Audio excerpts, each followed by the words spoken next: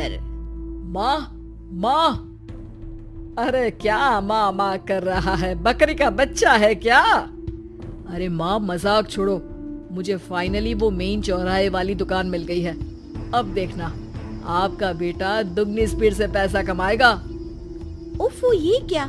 मेरी online makeup class चल रही है, इतनी जोर से क्यों बोल रहे हो आप दोनों?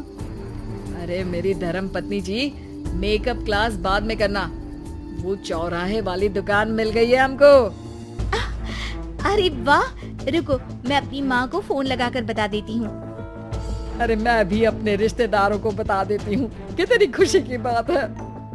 हाँ हाँ, मैं भी अपने दोस्तों को बता देता हूँ, 1 हफ्ते बाद रजिस्ट्री है। बस घर में खुशी का मौका था। उन तीनों ने अपने अपने फोन उठाए और लोगों में बात फैलाना शुरू कर दिया। और रही सही कसर श्वेता बहू ने अपने पड़ोस में सबको बताकर कर दी। अरे वर्मा आंटी, अब हम भी जल्दी कार ले लेंगे, घर का रेनोवेशन होगा और ठाट से रहेंगे हम भी। अरे ऐसा क्या हुआ? लॉटरी बाटरी लग गई है क्या? अरे इस बार चौराहे वाली मॉल में हमको भी दुकान मिल गई है, दुकान नंबर 21, जो एकदम चौराहे पर है। अब ग्राहक बढ़ेंगे तो आमदनी भी बढ़ेगी ही ना। अरे वाह, कितनी खुशी की बात है। मैं बहुत खुश हूँ तुम्हें इतना खुश देख के।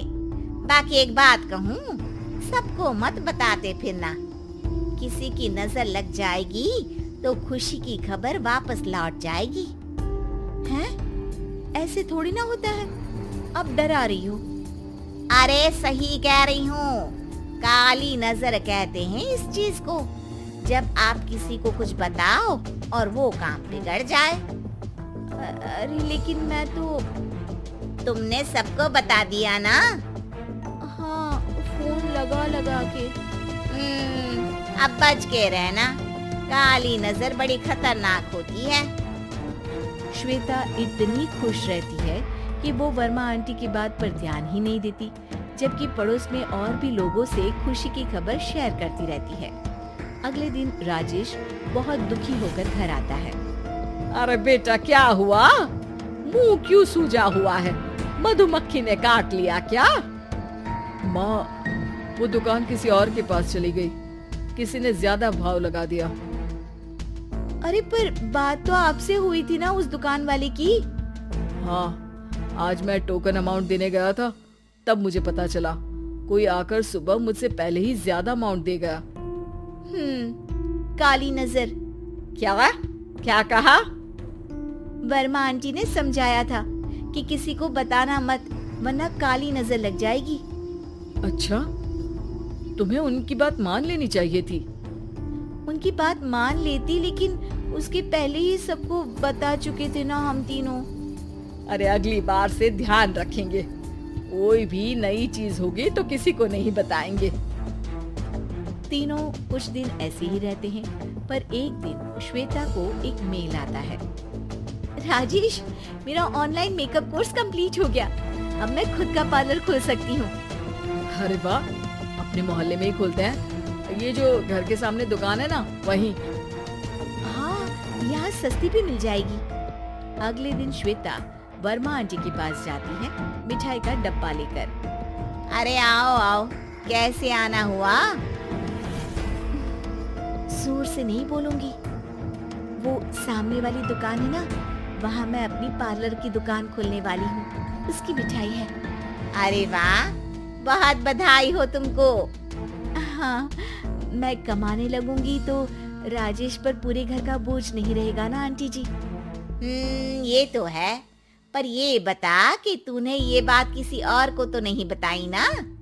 अरे नहीं नहीं, पिछली बार गलती कर दी थी, काली नजर लगी किसी की और राजेश के हाथ से वो दुकान चली गई थी। सबको मत बताना। चलो मैं चलती हूँ, कल दुकान की बात करने भी तो जाना है। अगले दिन श्वेता दुकान के लिए मालिक से बात करने जाती है। अरे लेकिन दुकान तो हम कल रात को ही किसी को दे चुके हैं। कल ही? हाँ कल ही, 2 दिन बाद कोई यहाँ पार्लर भी खोल लेगा। अब कहीं और दुकान देख लीजिए। अरे पर हमको भी तो पार्लर ही खोलना था। भैया एक ही दुकान है, आधी आधी तो नहीं दे सकता ना मैं। राजेश और श्वेता घर पर हताश होकर आ जाते हैं। इस बार तो किसी को बताया भी नहीं था, अब किसकी काली नजर लग सकती है। सुनो, तुमने माँ को बताया था क्या? अरे कैसी बात कर रही हो, माँ की नजर थोड़ी ना लगेगी। पक्का तुमने किसी को नहीं बताया था ना? सिर्फ वर्मा आंटी को बताया था, उन्होंने ही मुझे किसी को नहीं बताने को कहा। अरे यार तुम भी सही हो, मेरी माँ को नहीं बताने को कह रही हो, पर वर्मा आंटी को बताना तुम्हें जरूरी लगा। अरे वर्मा आंटी ने ही तो काली नजर के बारे में बताया था ना, वो हमेशा हमारा भला ही तो चाहती है। मेरी माँ भी हमारा भला ही चाहती है। अरे पर चिल्ला क्यों रहे हो, बात नहीं कर सकते क्या आराम से? नहीं आता वो आराम से बात करना, और करना भी नहीं चाहता हूँ मैं। दुकान जाने का दुख गुस्से में बदल गया था और राजेश और श्वेता में बात बंद हो गई थी। 2 दिन बाद मोहल्ले में पार्लर का इनॉग्रेशन हुआ, जिसमें मोहल्ले के सभी लोगों को बुलाया गया, पर श्वेता, राजेश और माँ नहीं जाते। माँ अंदर आ जाओ, क्या देख रही हो? अरे नया पार्लर देख रही हूँ अपने आंगन से। देखो, माँ को दूसरे का सुख देखने में कितना मजा आ रहा है, मेरा दुख नहीं दिख रहा इन्हें। यहाँ मेरा पार्लर भी तो हो सकता था। अरे चुप रहो यार, हर बात में लड़ाई क्यों ढूंढ रही हो? राजेश और श्वेता फिर बहस करने लगते थे। तभी माँ ने दोनों को बाहर बुलाया। अरे जरा देखो तो, दुकान चलाने वाले का बोर्ड पर नाम क्या लिखा है? श्रुति वर्मा। गाड़ी निकाले बेटा, हमें कहीं जाना है। काली नजर का इलाज कराने। राजेश अपनी बाइक निकालता है। तीनों ट्रिपलिंग कर रहे हैं। माँ राजेश को उस मॉल वाली दुकान पर लेकर जाती है जहाँ राजेश अपनी दुकान खोलने वाला था। यही दुकान लेना चाहता था ना तू? हाँ, पर इनको भी दुखी करने लेकर आई हो क्या यहाँ पर दुकान दिखाकर? वहाँ काफी नहीं था?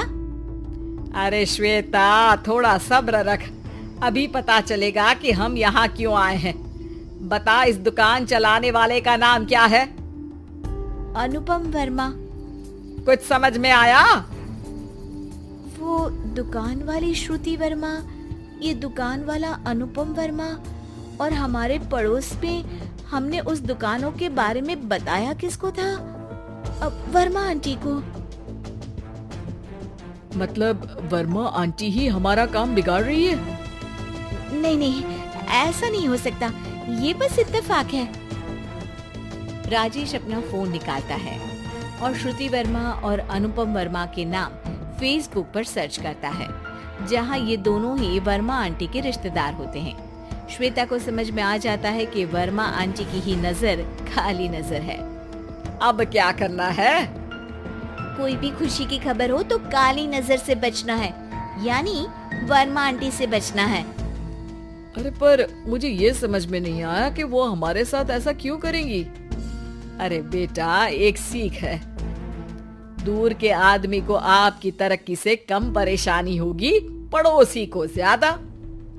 दोनों माँ की बात में हामी भरते हैं और अगला काम चुपचाप करने की कसम खाते हैं, ताकि आगे से वर्मा आंटी कोई काम ना बिगाड़ सके।